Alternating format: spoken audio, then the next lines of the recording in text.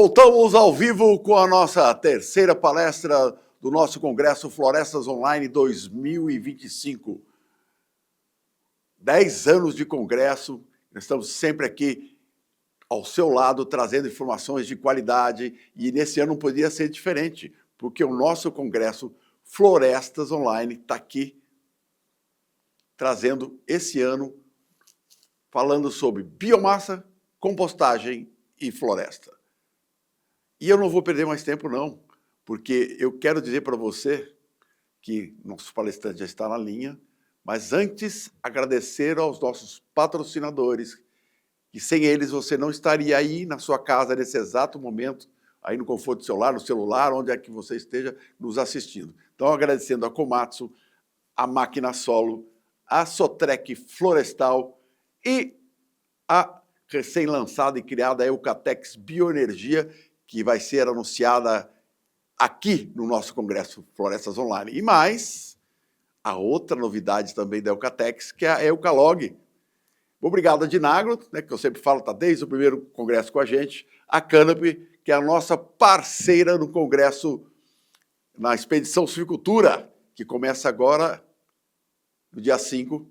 Nossas equipes já estão prontas para, durante 40 dias, durante 70 dias, andar 40 mil quilômetros, fazendo o maior levantamento sobre a produtividade das florestas brasileiras, e nós vamos realizar 9 eventos presenciais ao longo dos meses.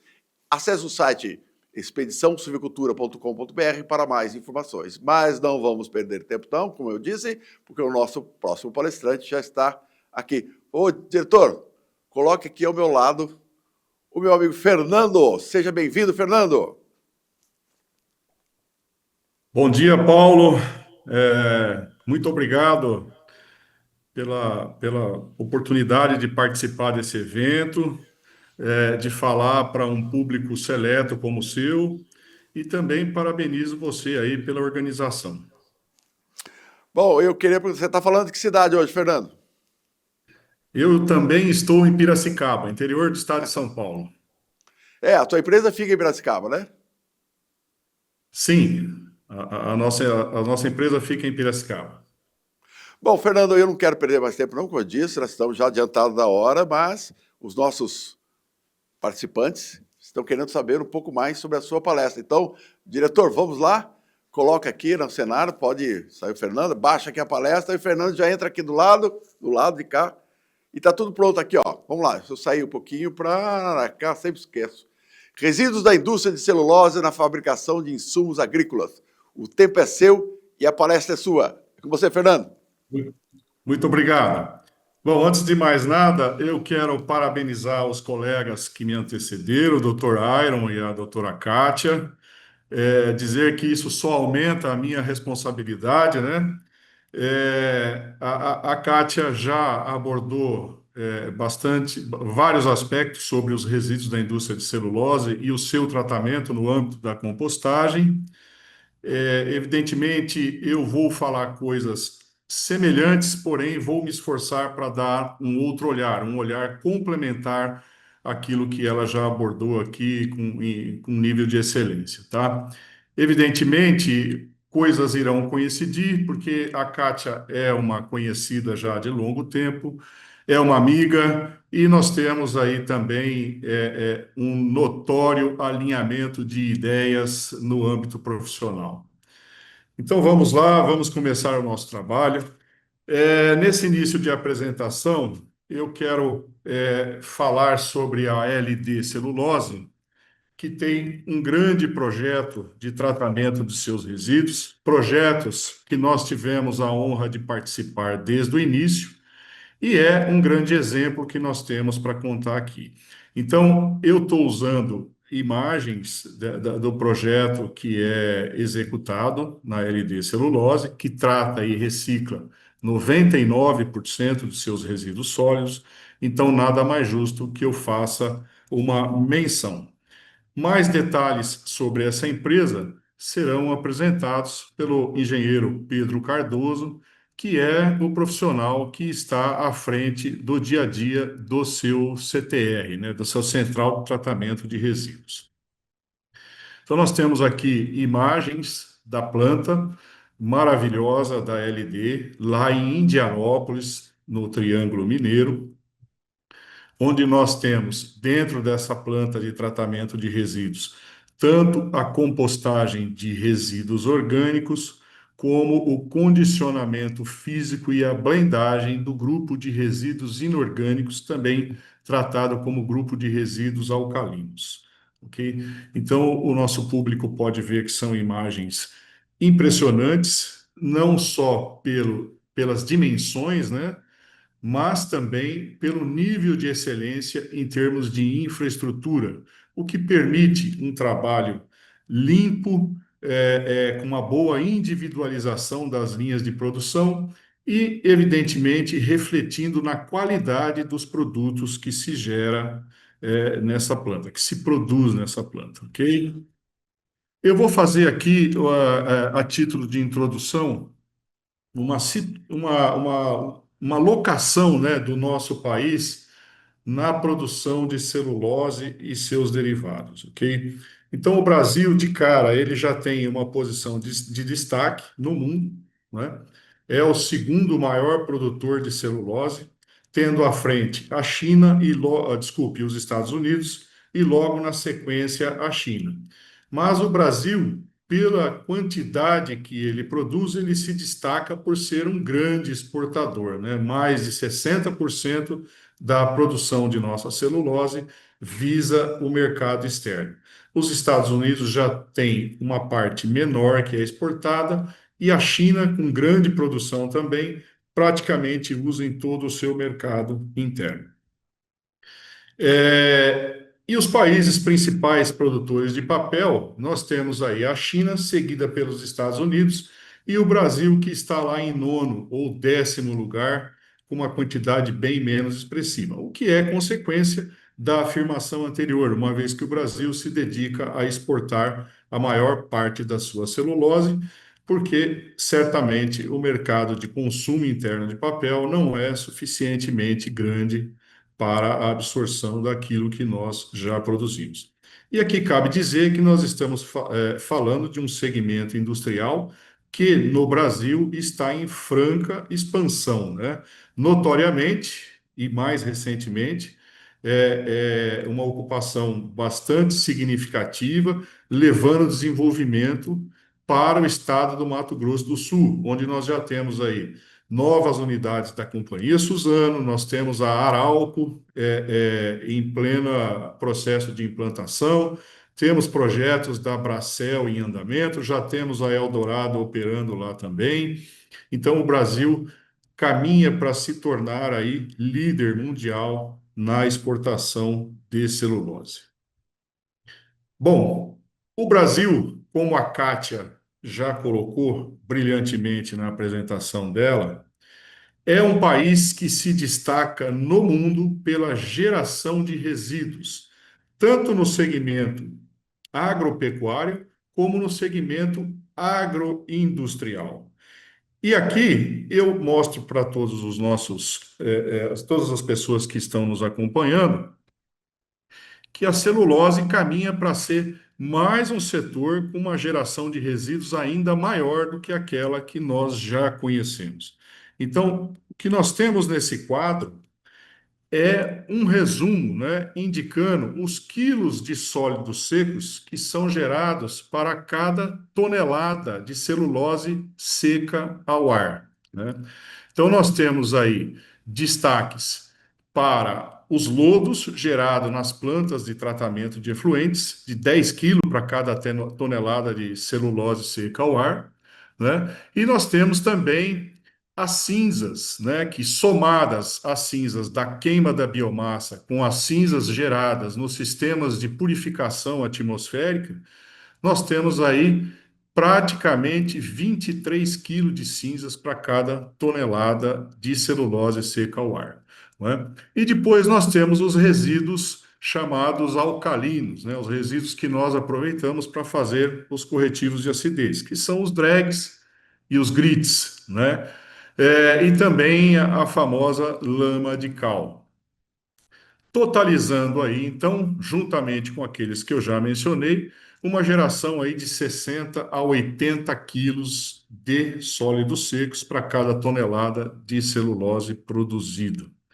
Então, nós podemos imaginar aí, se o Brasil já está atuando para milhões e caminhando para uma quantidade maior ainda de milhões de toneladas de celulose, é natural chegarmos à conclusão de que nós teremos ainda muito mais resíduos para serem processados, não é?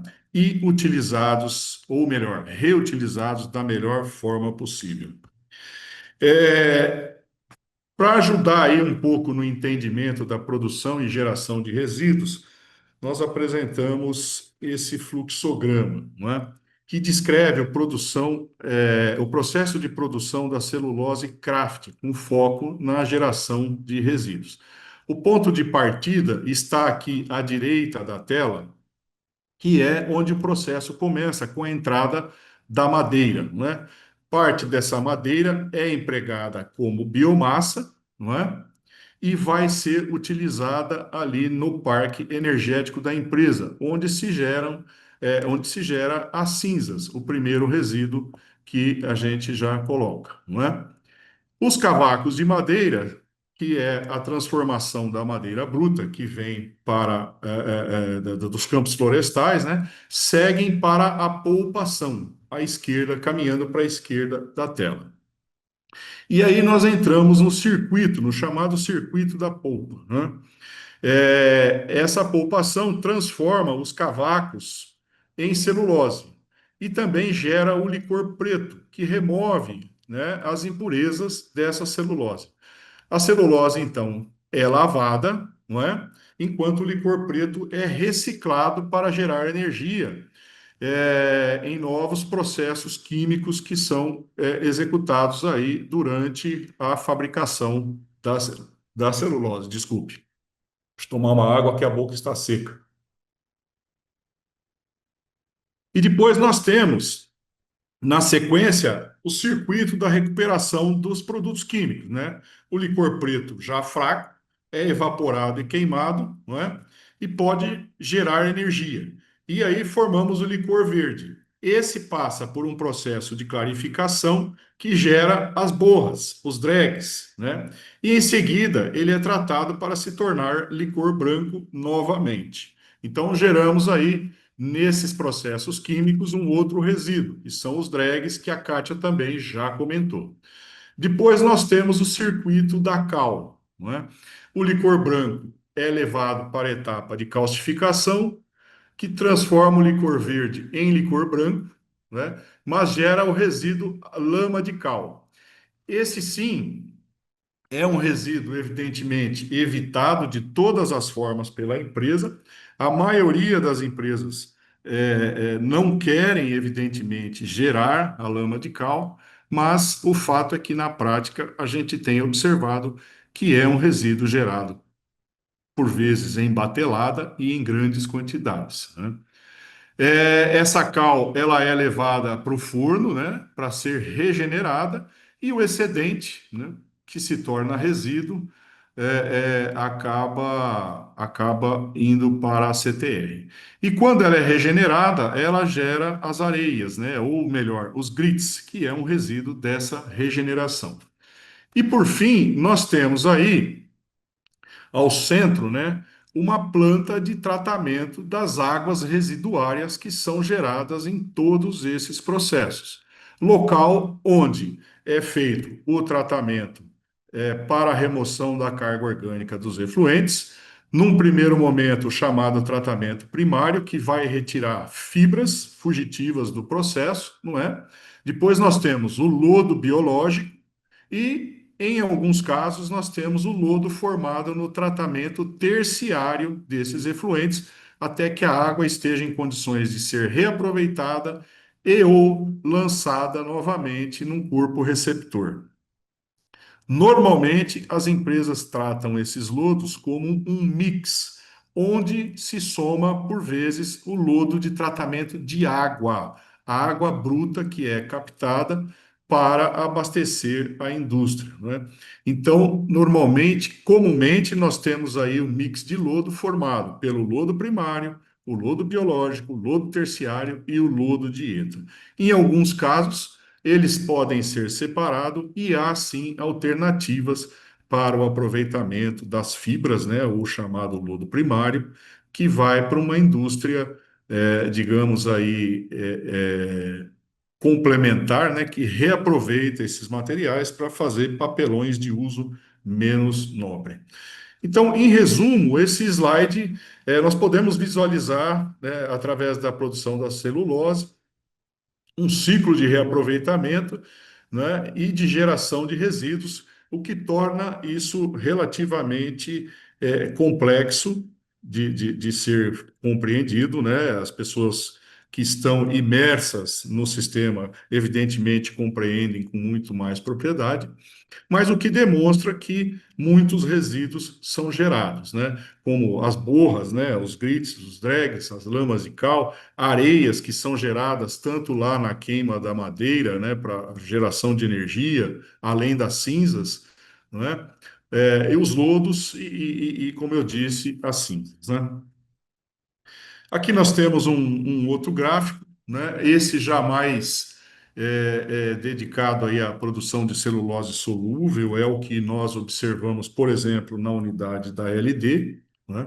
Onde a madeira você tem uma parte que é usada na caldeira de biomassa, gerando cinzas, né? A madeira, a matéria-prima, a parte nobre, os cavacos, vão para o cozimento e nós temos lá a geração dos resíduos do pátio, né? Os resíduos de madeira, composto por alguns tocos que não entrou no processo, por cascas e também por terra que vem aderida nessa madeira, terra, areia e tudo mais, né? Seguindo o processo do cozimento, após o cozimento, você tem ali, melhor, desculpe, na etapa do cozimento, você tem a formação do licor preto, que vai para a evaporação, e caldeiras de recuperação, não é? Formando aí licor verde também, né? Gerando os dregs. No processo inverso de calcificação, formando o licor branco, voltando para o processo. Depois nós temos o processo de depuração dessa madeira que foi cozida, gerando aí rejeitos de nós e palitos, né? Que são materiais com uma densidade baixa, com aspecto de ligninocelulósicos, e com um teor significativo de resíduo de licor, portanto, contendo sódio também, né? Depois nós temos a deslignificação da matéria-prima, que segue para o branqueamento, secagem até formar a celulose solúvel. Voltando lá na calcificação, nós temos a geração do grits, da lama de cal e do caldo precipitador, que, como a Kátia muito bem colocou, né, ou cal requeimada também, são materiais cáusticos que requerem atenção e cuidado na composição dos produtos que nós vamos obter lá na frente, né? E paralelamente a isso, como apêndices auxiliares, mas de fundamental importância para o processo industrial, nós temos tanto a estação de tratamento de água, que vai gerar o lodo de estação de tratamento de água, o famoso lodo de ETA, e também a estação de tratamento de efluentes, onde se gera os lodos orgânicos que podem e devem ser reaproveitados na CTR. Seguindo aqui, nós temos um outro resumo de geração de resíduos, né, do sistema industrial. Os resíduos, então, de uma outra forma, os resíduos da matéria-prima, nós temos as cascas, os fragmentos de madeiras, areia, pedras, né, que estão lá na primeira etapa do manuseio da madeira. Nós temos os resíduos de processo, que são os produtos como cinzas, borras como os drags e os grits, né? Nós temos os resíduos de fibra de refúgio, linhas de fibras, né, que vão parar, por exemplo, lá na estação de tratamento de efluentes. Temos os lodos, não é? Como já colocamos, e resíduos mistos, né, que esse sim não tem nenhum tipo de emprego no tema que nós estamos tratando aqui, que são metais, plásticos, vidro, resíduos perigosos e etc., que também são gerenciados pelas unidades industriais, mas evidentemente de forma separada, né? No caso da polpação Kraft, né, a celulose Kraft, nós temos aí em destaque um excesso de lama de cal, de borras, drags e grits e as areias, né, que são subprodutos desse sistema de recuperação química. Nós temos as cinzas da queima da biomassa e temos as cinzas também do sistema de despoluição atmosférica e rejeitos, né, e fibras, materiais que normalmente não foram aproveitados e são descartados, né? E por fim, nós temos aí, quando se tem fabricação de papel, né, nós temos rejeitos de fibras, lodos fibrosos, pigmentos e revestimentos. Nós temos na caldeira de força, né, de geração de energia, geração de cinzas, e o lodo da fibra, da geração de fibras, lodo químico, por exemplo, gerado em tratamento terciário e etc. Então, de maneira geral, gente, nós temos uma geração grande de resíduo e diversa, ok? Esse é o ponto. Agora, quais são, dentro da nossa visão técnica, as premissas para o estabelecimento de uma central de tratamento de resíduos? Para nós, da Biosolo, a primeira premissa a ser considerada é que a CTR ela tem que ser concebida para tratar todos os resíduos classe 2 gerados na indústria, evidentemente que tenham um mínimo de potencial de reaproveitamento em área agrícola ou florestal. Para isso, é primordial, evidentemente, um controle da qualidade do que agora chamamos de matéria-prima, né, que são os resíduos, e também do produto. Por quê? Porque a obtenção de um produto de uso seguro na agricultura, através de um registro junto ao Ministério da Agricultura e Pecuária, também é premissa fundamental a ser cumprida, ok? Isso acaba transformando a nossa CTR, na prática, numa indústria de fertilizantes e corretivos, né? Ou melhor falando, de insumos agrícolas, porque incluímos aí condicionadores de solo, que deverão atender padrões, normas e procedimentos, não só ambientais, mas também como aqueles de qualidade de produto estabelecidos pelo Ministério da Agricultura. Então, aqui fica implícito para todos vocês que a central de tratamento de resíduo, ela tem como meta maior oferecer um trabalho que garanta sustentabilidade à indústria. Então, todos os resíduos que, ainda que tenham baixa ou nenhuma atratividade agronômica, como, por exemplo, um lodo dieta ou uma areia residual de um processo de queima de madeira, por exemplo, ou uma areia de varrição do pátio e etc., na medida do possível, devem ser absorvidos pela planta e blendado naquele processo produtivo que permita, ok?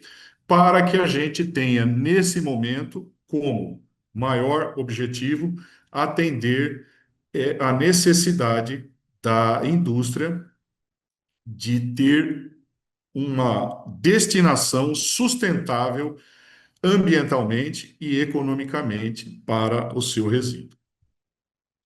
Bom, para isso, via de regra, como também a Kátia já colocou muito bem, nós dividimos esses resíduos em dois grupos, né?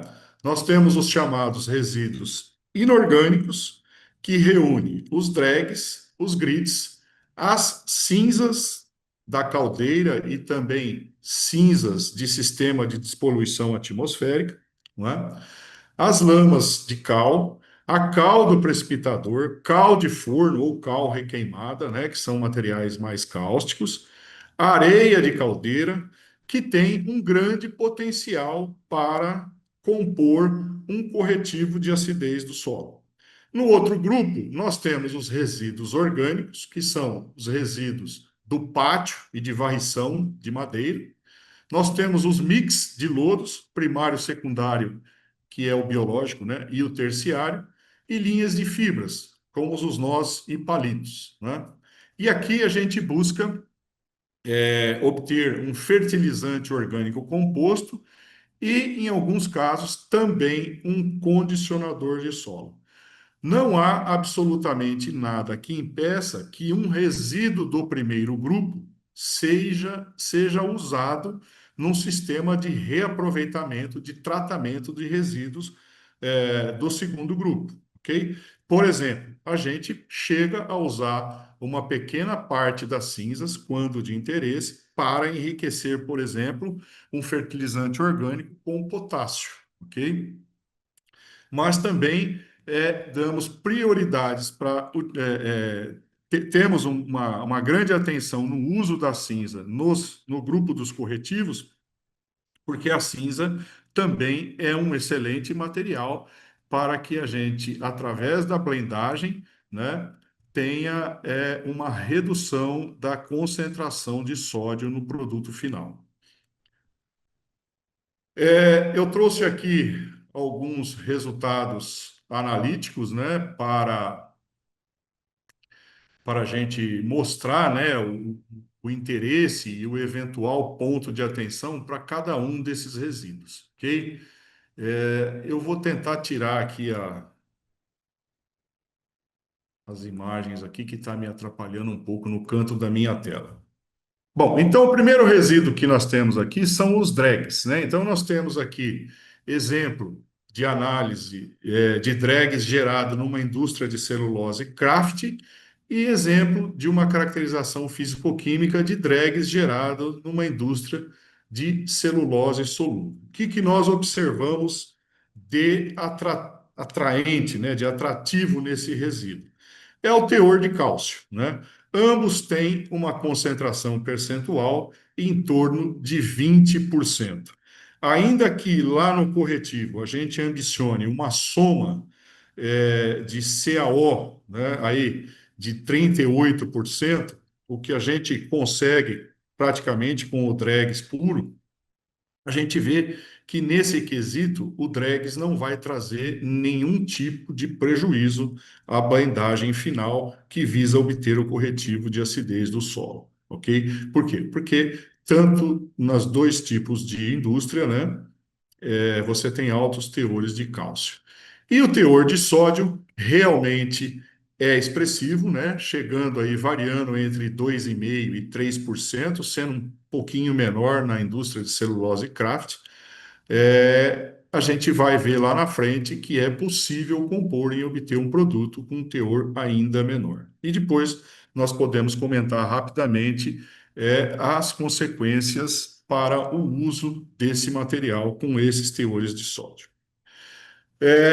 Aqui nós temos uma análise desses resíduos praticamente física, somando-se aí os teores de óxidos, né?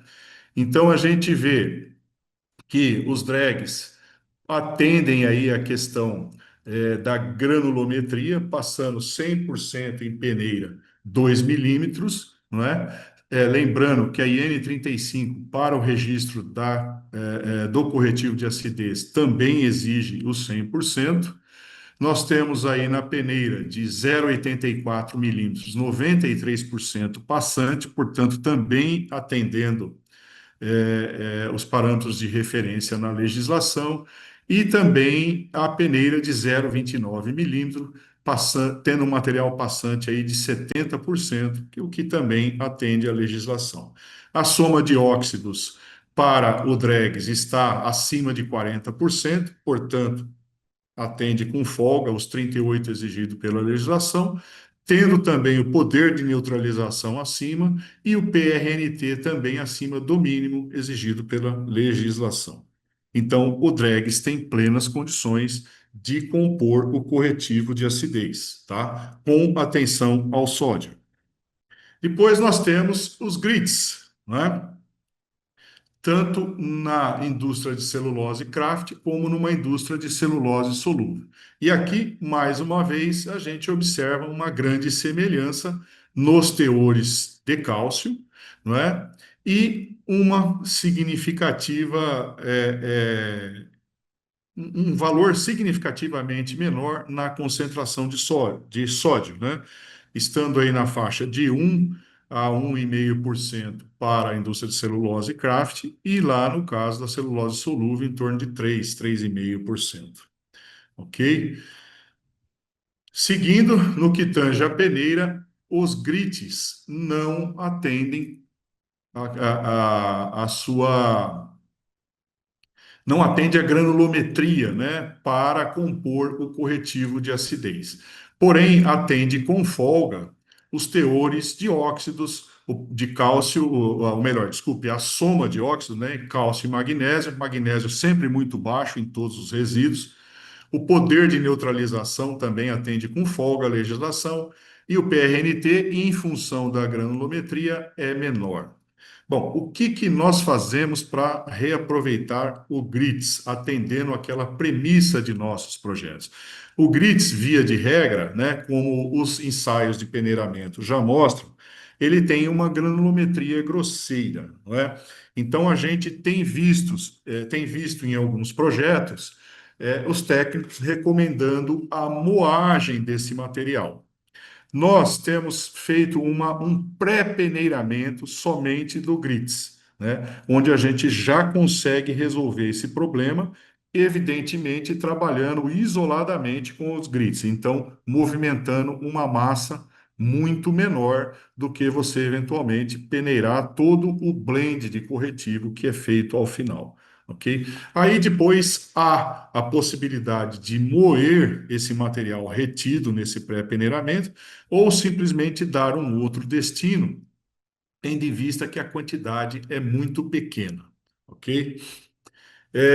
Nós temos aqui uma caracterização física das lamas de cal, né, que é um material que eu considero extremamente nobre, que atende com folga, porque é um material muito fino, atende com folga todas as exigências relativas à granulometria, né, que são estabelecidas pela IN 35, atende também com folga a soma de óxidos, o poder de neutralização e o poder relativo de neutralização total, que é o PRNT, que nada mais é um cálculo que leva em conta a granulometria e o poder de neutralização do material. Aqui nós temos algumas imagens, né, reforçando o que a Kátia já apresentou anteriormente.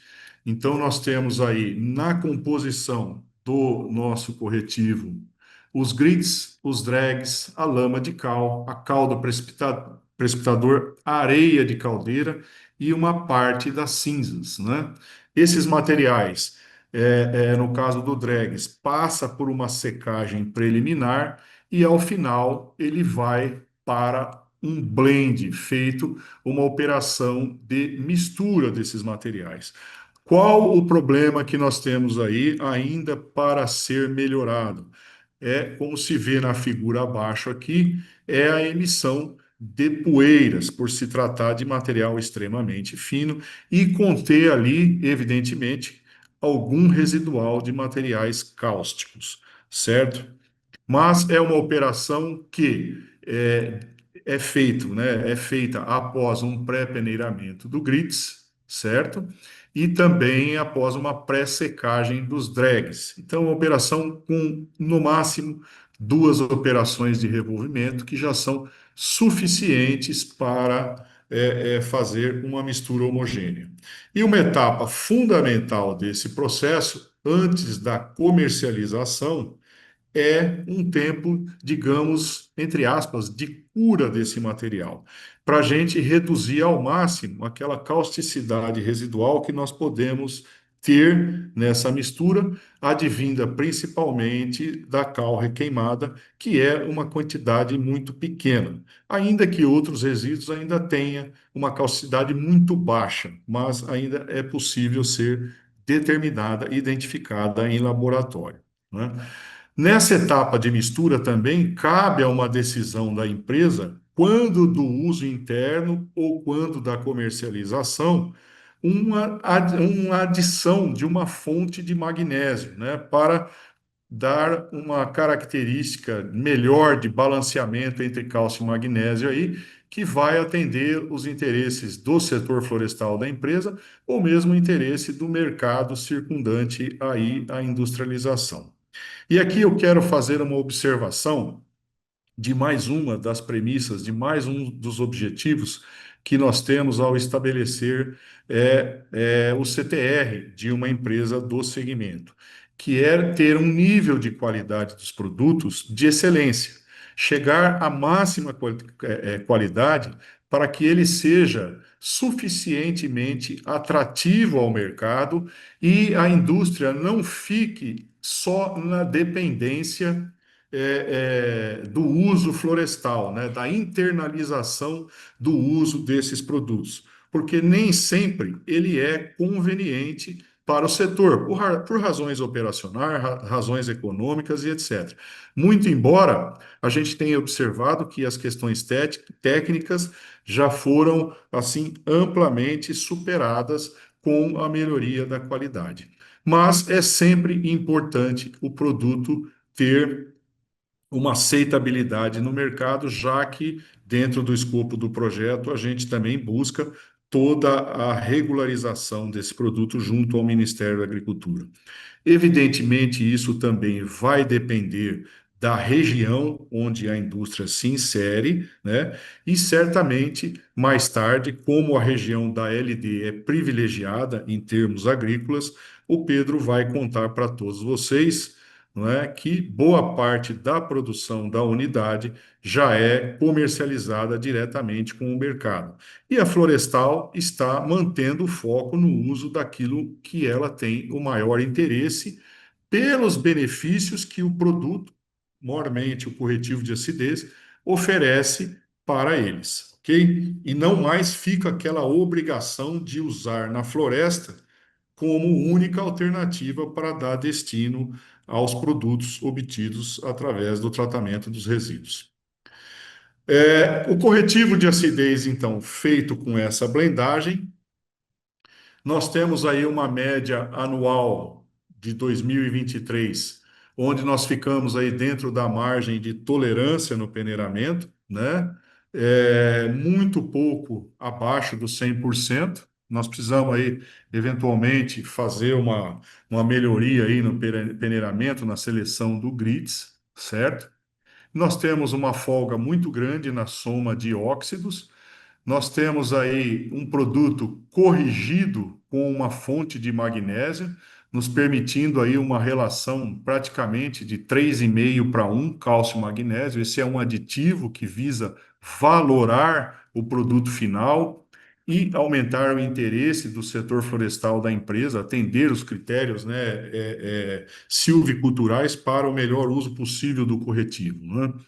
Nós temos um poder de neutralização também e um PRNT que atende com folga os critérios da indústria. E, por fim, um teor de sódio de 1,3%, que nós consideramos relativamente baixo, uma vez que nós trabalhamos, evidentemente, com o conceito de carga de sódio que é aplicado no solo. O teor realmente não é elevado, mas a carga é de baixa significância, uma vez que um corretivo de acidez com essa qualidade vai ser usado aí no máximo, em taxas de aplicações de 4 a 5 toneladas por hectare. E na maioria das vezes fica em torno de 3 toneladas por hectare. Então, 5 toneladas por hectare desse corretivo vai levar aí alguma coisa em torno de 60 quilos de sódio por hectare a cada 5, 6 anos, o que é muito baixo se nós compararmos com referências que temos na literatura, apontando que em ambientes tropicais uma carga anual de sódio de até 200 quilos por hectare de sódio, né? Desculpe, é relativamente tranquila, não tem potencial de trazer prejuízos. Então, aqui no caso de área florestal, nós temos uma carga baixa e ainda nós temos uma frequência de aplicação muito baixa.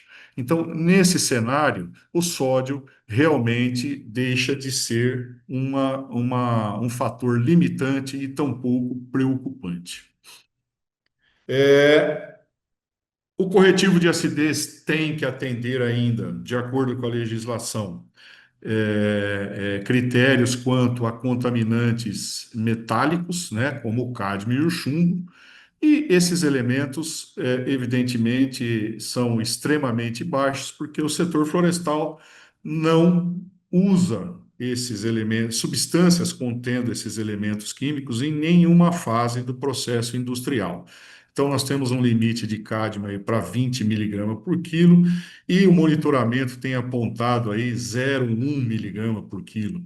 E o chumbo, 1.000 miligramas por quilo, e raramente a gente tem visto resultados aí passando de 0,5 miligrama por quilo. Portanto, definitivamente, a contaminação por metais pesados não é uma preocupação, muito embora seja um fator de monitoramento e de controle. Eu queria dizer para vocês também que as empresas que nós temos trabalhado tem feito caracterizações preliminares, principalmente no âmbito do licenciamento, de outras substâncias, não é, consideradas poluentes e que são objeto de avaliação dos nossos órgãos ambientais, como, por exemplo, as dioxinas e furanos, que poderiam, né, estar presentes tanto nas cinzas ou eventualmente em algum outro resíduo gerado ali naquele processo químico, né? Geração de borras, inclusive a lama de cal. Né? Então, eu devo dar uma boa notícia para todos aqui que nos ouvem, que em diversas análises que a gente tem feito, os teores de dioxinas e furanos, quando detectados, quando não está abaixo dos limites de quantificação do método analítico empregado, eles raramente chegam à metade daquilo que ocorre naturalmente, por exemplo, em solos da Amazônia. Então, todas as empresas que nós temos trabalhado têm tido a atenção, né, o cuidado de levantar essas informações e, ao mesmo tempo, desfrutam da tranquilidade em ter esse controle e saber que não há nenhum dado, nenhuma análise de monitoramento e etc., que aponte para esse risco. Então, são materiais limpos. Né? No caso dos corretivos, realmente o único cuidado que nós temos que ter é na expedição desse produto já com uma calcificação residual já bastante, como é que se diz, bastante atenuada, não é? E a exposição ao ar e o tempo de estocagem contribui amplamente com isso, não é? E restando nenhuma preocupação quanto aos outros critérios que não sejam os da qualidade, né? Tanto a qualidade física como a qualidade química, e no tocante às suas propriedades como corretivo. Vamos falar agora dos resíduos orgânicos que nós separamos lá atrás no grupo, né? Então, esses resíduos, sim, são submetidos a um processo de compostagem, tal qual a Kátia explicou para todos nós aqui. No caso, a maioria dos projetos tem trabalhado com os ludos com leiras revolvidas, né, e leiras estáticas tem nos parecido mais conveniente trabalhar com leiras estáticas quando se tem resíduos de madeira, tá? Sobretudo pela rápida perda de umidade desses materiais. Então, revolver no início do processo, pelo menos até 75% do tempo de processo que a gente tem previsto, não tem parecido uma boa ideia fazer revolvimentos constantes por conta da perda de água, que é um fator primordial, né? Como a Kátia comentou, a umidade tem uma importância muito grande. Esse material, no caso da LD, é comercializado externamente, né? Tanto como fertilizante orgânico como condicionador. e tem tido uma grande aceitação do mercado, tanto em lavouras de café como em hortaliças. Então tá aí, o produto da LD é o Fertilife. E nós temos aqui, a exemplo do que nós fizemos para os corretivos, também um fluxograma, né? Mostrando aqui que o lodo orgânico, mais uma pequena parcela de serragens, e cavacos de madeira, e também uma pequena parcela das cinzas que são geradas, que são utilizadas como uma fonte de potássio no processo, são descarregadas em leiradas, submetidas a um revolvimento aí em torno de 60 a 70 dias. Quando há interesse da indústria, da área florestal, adiciona-se um cloreto de potássio para levar um produto já razoavelmente balanceado, né, para uso nas florestas. Esse produto depois é desenleirado, carregado, é transportado até o galpão e peneirado. E depois ele fica ali, após um processo de cura de, em média, 45 dias, depois de caracterizado, disponível para comercialização. No caso da LD, o uso interno tem sido muito baixo, né? Porque o mercado no entorno da indústria está praticamente absorvendo toda a geração, toda a produção, né? Aqui não há de se falar em geração, gente, é produção. Nós temos um videozinho aí. Esse vídeo vocês vão notar um chorume embaixo. Quero fazer a observação que isso não é do composto, porque senão ele não teria passado na peneira. É que ele foi feito, como vocês podem observar ao fundo, num dia nublado, e os galpões são altos, então pode entrar em chuvas de vento, entrar um pouquinho de água nas laterais. Isso aí vai ser objeto de melhoria na estrutura, ok? Então nós temos aqui agora um fluxograma do condicionador de solo que é feito com resíduo de madeira. Então, como eu disse, nem todas as empresas processam a madeira num CTR. Muitas optam por queimar e comercializar diretamente ao mercado de biomassa, tá? Nesse caso aqui, nós temos uma experiência muito boa com esses resíduos, né?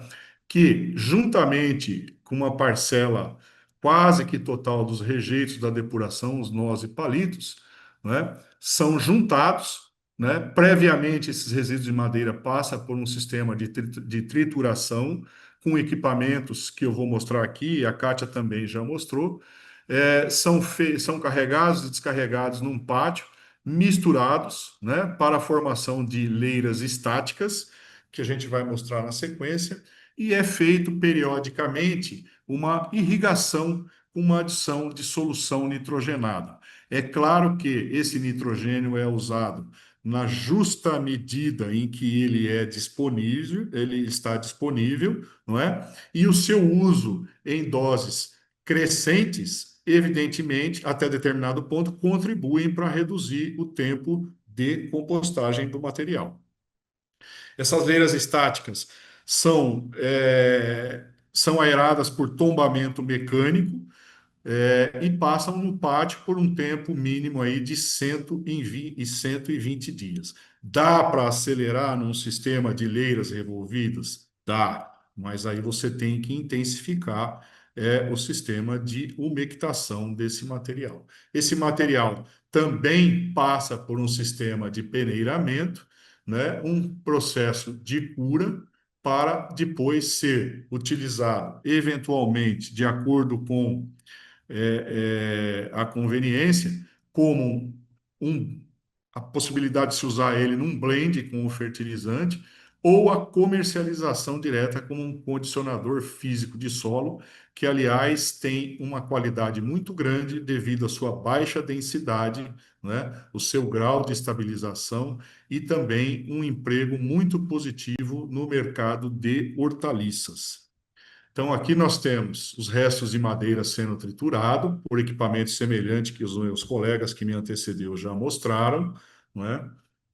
Esses resíduos depois são formados leiras, no caso aqui são leiras com 7 metros de base por 30 metros de comprimento, né? E altura máxima de 3,5 metros.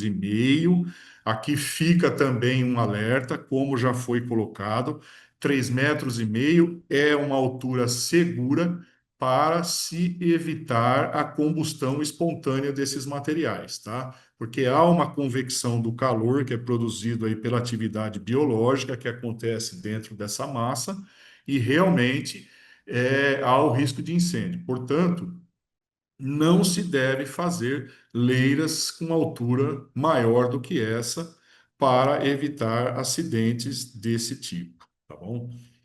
Aqui nós temos uma imagem mostrando a irrigação dessas massas, né? Essa é uma solução nitrogenada feita com ureia, evidentemente uma concentração baixa em função dos custos que a ureia representa no processo, mas à medida que há interesse da indústria em acelerar o processo, essa é uma variável, né? O teor de nitrogênio, algo que pode ser manipulado a favor desse objetivo, né? Então, vocês podem observar na imagem que o composto já vai mudando de imagem ao longo do período. Aqui é um composto que já deve ter aí seus 90 dias de processamento. Esse aqui também já prestes a ser peneirado. Uma etapa que pode ser utilizada é, depois de chegar nesse ponto, passar realmente uma revolvedora mecânica para quebrar um pouco mais os grumos e facilitar o peneiramento, ok? E aqui nós já temos leiras aí com um processo de aproximadamente 120 dias.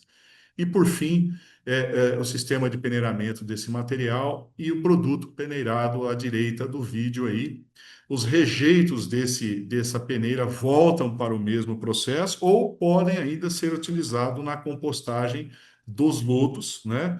Caso haja necessidade e interesse, e também em quantidades relativamente determinadas pela boa técnica, né? Vamos falar rapidamente de legislação, rapidamente porque a Kátia já falou, né? Todo o embasamento, todo o marco regulatório aí, após o licenciamento da unidade, está baseado no decreto, né, do Ministério da Agricultura, o 4954, que foi alterado pelos decretos 8059 em 2013 e 8384 em 2014, que regulamentou uma lei lá de 1980, né? Nós temos as instruções normativas 53, alterada pelas alternativas 616 e 3 de 2020, e também as instruções normativas de interesse direto, né? Que são as instruções normativas 61, que versa sobre os fertilizantes orgânicos, a instrução normativa 35, que versa sobre os condicionadores de solo e os corretivos que estão incluídos. Instrução essa que está já há alguns anos em via de ser publicada uma revisão, né, porque ela precisa ser compatibilizada com a IN 61, que já é bem mais nova, e acreditamos nós que isso deve se dar aí nos próximos 12 meses, essa é a expectativa, né? E, por fim, a instrução normativa 27, né, que trata, que foi alterada pela IN 7 de 2016, que trata pelos limites de concentrações máximas admitidas aí para agentes fitotóxicos, patogênicos ao homem e etc., né? Onde nós usamos constantemente para comparar, para monitorar contaminantes inorgânicos, como os metais pesados, e também os indicadores de patogenicidade, no caso do composto que é advindo do luto biológico. Então, nós temos aqui os limites que estão estabelecidos para metais no anexo 3 dessa instrução normativa, né, o cádmio e o chumbo, que nós já comentamos lá atrás, o anexo 5, que trata dos limites de metais para os fertilizantes orgânicos e condicionadores de solo, e também aí o caso dos indicadores de patogenicidade e de materiais inertes, ok? Tanto para os fertilizantes orgânicos como os condicionadores. O que eu quero dizer aqui, pessoal, de extremamente positivo, é que o Brasil avançou muito nos últimos anos em seu marco regulatório que versa, né, sobre o reaproveitamento de resíduos em indústrias e insumos agrícolas. Então, nesse aspecto, nós temos muito a comemorar. A legislação já traz aí um arcabouço muito bem definido para o controle de contaminantes. E, por sua vez, na área ambiental, através de resoluções CONAMAs e de decisões de diretoria de órgãos ambientais de alguns estados, nós também já temos, de forma muito clara, os critérios para admissão de resíduos que serão tratados para serem transformados em insumos agrícolas. Falando um pouquinho dos critérios de qualidade, esses nós encontramos lá na Instrução Normativa 61 de 2020, né? Então, nós temos aí os critérios de qualidade para os fertilizantes orgânicos, que versa sobre a umidade máxima de 50%, teor mínimo de nitrogênio na matéria original do produto de 0,5% e carbono orgânico na matéria seca do produto de 15%. CTC e pH é conforme declarado, né? E relação CN máxima de 20, ok? CTC sobre C mínima e outros nutrientes é de acordo com a declaração do fabricante. Nós temos aí para os corretivos, onde nós enquadramos os corretivos possíveis de serem obtidos em uma planta como essa, né, que trata os resíduos do segmento de celulose. Nós temos aí os corretivos que têm que atender um PN mínimo de 67%, uma soma de óxidos de cálcio e magnésio de 38% e um PRNT de 45%. Além da questão das partículas, né, que deverão passar 100% na peneira 2 milímetros, 70% na peneira 0,84 e 50% na peneira 0,3 milímetros. Essas são as condições para o enquadramento. E, por fim, os condicionadores de solo, aonde se enquadra com tranquilidade o composto orgânico obtido no tratamento das cascas, nós e palitos, uma capacidade de retenção de água mínima de 60% e uma capacidade de troca catiônica mínima de 200 milimol de carga por quilo. Pessoal, eu espero ter cumprido o tempo, né? Foi um imenso prazer estar com vocês aqui essa manhã e agora eu me disponibilizo aí, se houver tempo, né, para perguntas e comentários. Aí, Fernando, obrigado pela sua palestra. Aqui os contatos do Fernando, nosso diretor aqui, para você que está em casa anotar os contatos. Fernando Cavallo Oliveira e o Jonas também, que foi nosso palestrante do Bioconforte, esteve com a gente também. Com certeza vai estar no Bioconforte 2026, lá na Unesp do Botucatu, nos dias 28, 29 e 30 de julho de 2026. Diretor, pode subir aqui a tela da apresentação. Já voltamos, Fernando. E antes eu quero colocar aqui quem não está nos assistindo do Brasil todo aí, da América Latina. Vamos lá primeiro aqui, ó. Quem está aqui? Maria Aparecida Simonetti, parabéns, ótimas informações. É de Lages. Não, desculpa. A Maria Aparecida está assistindo de Lages. Isso. Vamos passar o próximo aqui. O próximo Simval Barbosa Teixeira está falando de Ortigueira.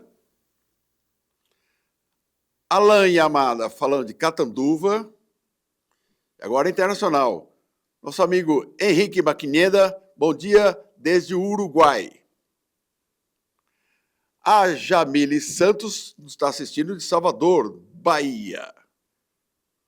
O José Luiz está nos assistindo de Piracicaba. E agora, diretor, vamos colocar aqui do meu lado o Fernando, que já tem duas perguntas para ele que chegaram aqui para a gente. Olá, Fernando, vamos lá. Primeira pergunta que eu vou colocar, já vou colocar aqui na tela. A Luísa Lacerda pergunta: como você avalia as previsões e os benefícios do uso de resíduos da indústria de papel e celulose como insumos agrícolas, especialmente em termos de melhoria de solo e redução do impacto ambiental? Bom, vamos lá. Em termos de impacto ambiental, eu ouso dizer que é nenhum, né? O impacto é positivo, essa é a verdade, porque esses resíduos estão passando por um processo notório de reaproveitamento. E aqui eu estou falando de reaproveitamento de recursos, ok? Agora, os corretivos, além de fonte de cálcio, eles cumprem com muita eficiência o papel de corretivo de acidez do solo, que é o que ele se propõe, né? Então, nesses casos, você está economizando, pelo menos nas áreas próximas, né, do ponto de geração, o uso do calcário, que é um produto que extraído de jazidas, né? Portanto, você tem aí custos de extração, custos para transporte, etc. E você está reaproveitando e vai ter os mesmos efeitos, sobretudo quando se lança a mão do enriquecimento do material, correção desse material com o magnésio, né? E no caso dos produtos orgânicos, esses daria para falar aqui mais uma hora, né? Nós temos complementando aqui o que a minha colega Kátia já falou, né? Quando a gente fala em adubação orgânica, nós estamos falando em investimento e não em custo de manutenção. Porque a matéria orgânica cumpre uma série de papéis que não são dados pelos fertilizantes minerais, né? A matéria orgânica, ela é fonte de substâncias úmicas, ela é fonte de organismos, ela cuida do sistema solo-planta, tanto nos seus aspectos químicos e físicos, enfim, ela tem uma atuação muito ampla dentro desse critério, né? E, evidentemente, quando você envia um lodo não, desculpe, quando você envia um produto que foi obtido a partir do tratamento desses lodos, você está evitando de enviar esse lodo para um aterro sanitário ou fazer uma disposição inadequada, que normalmente, pelo segmento, não é feita, ou ainda queimando esse lodo em caldeiras e gerando aí gases que podem emitir CO2, emitir gases de carbono para a atmosfera, que podem ser fixados no solo através da adubação orgânica, né? Seja do próprio eucalipto ou de outras culturas que você tenha na região. Então, eu acho que o impacto ambiental nesse caso aí também é nenhum, né? Você tem impactos positivos. E além de trazer para esses solos que normalmente se destinam à produção de eucalipto, solos de baixa fertilidade, sobretudo quando são arenosos, levando para ele um componente que naturalmente falta nesses ambientes, ok? Olá, vamos ter mais uma pergunta aqui, vamos lá. Está aqui o pessoal da LGS Projetos perguntando: quais são os principais desafios técnicos e regulatórios que os produtores agrícolas enfrentam ao utilizar resíduos da indústria de papel e celulose como insumos? Olha, dentro desse modelo que a gente conversou aqui, não há desafios regulatórios. Como eu disse, o marco regulatório atual está muito bem definido e já permite, com relativa facilidade, a atuação tanto das empresas quanto dos clientes que compram esses produtos, tá? Em termos operacionais, já falando lá no campo, os produtos estão aptos a serem aplicados no campo com os equipamentos que já são de uso comum nas propriedades. Então, não exige nenhum tipo de investimento adicional para usar um corretivo de acidez produzindo dentro de um CTR de uma indústria de celulose e papel, e nem tampouco para o fertilizante orgânico. O que tem que se ter, evidentemente, e isso é válido para qualquer tipo de insumo agrícola, é uma boa assistência técnica para que os produtos sejam usados de forma correta, na época certa e na dose correta, né? Para evitar efeitos, por exemplo, de uma aplicação de corretivo numa cultura perene, numa condição ainda que ele não está totalmente curado e possa trazer uma eventual queima de folhas e etc. Coisas do tipo. Mas isso é válido para qualquer insumo, né? De resto, eu posso afirmar com tranquilidade que nós já temos assim as coisas muito bem estabelecidas, né? E a assistência técnica no uso, que normalmente é feito com a equipe de vendas, já é muito bem, já é relativamente suficiente, né, para que erros e dificuldades na utilização sejam facilmente superadas. Vamos lá, tem alguns comentários aqui, ó. Moacir Beltrame, mais uma palestra excepcional. Parabéns, Fernando. Pessoal da Obrigado, Promuda Moacir. Sul Minas. O Darlan Livramento está falando de Lavras, Minas Gerais. E a Karina Mari Kamimura. Parabéns, Fernando, pela excelente palestra. Está nos assistindo lá de Três Lagoas, no Mato Grosso do Sul. Nosso tempo já está adiantado e, Fernando, eu gostaria agora das suas considerações finais, meu amigo. Bom, então, como eu já disse, eu agradeço novamente a oportunidade de estar aqui com vocês. Eu quero dizer que já, né, com 30 anos aí nesse mercado, eu tenho sentido que as coisas estão evoluindo bastante no Brasil, não é? Eu vejo uma seriedade muito grande das indústrias de papel e celulose, sobretudo nos últimos 5, 10 anos. A maioria já está fazendo esse tratamento de resíduos. As que ainda não estão fazendo já têm bons projetos na gaveta, em fase aí de orçamento, de implantação e etc. Então, a gente consegue enxergar aí uma evolução. Quando se fala em compostagem num âmbito maior, levando resíduos de todos os segmentos, né? Aí eu reforço o que a Kátia comentou, né? O que nós estamos precisando é de mais iniciativas, não é? De uma amplitude maior da divulgação da importância ambiental e de recuperação de recursos que está embutido nesta prática, e também, e por que não dizer, de um olhar incentivador do Estado brasileiro, né, que precisa ver essa atividade como uma atividade complementar de toda a nossa cadeia produtiva, seja ela industrial, agroindustrial, agrícola e, por que não, e principalmente dos centros urbanos, né, digamos assim, porque é onde se concentram as populações e os resíduos, né? Um olhar mais cuidadoso para que mais e mais iniciativas e empreendimentos surjam nesse setor. Mas eu vejo com certa o futuro do tratamento de resíduos, da compostagem, etc., eu vejo com muito otimismo, até mesmo porque a nossa sociedade, né, e o nosso planeta já não tolera mais tanta negligência que se viu no passado. Muito obrigado, Fernando, pela sua participação, pela sua palestra. Nos vemos no Bioconforest 2026.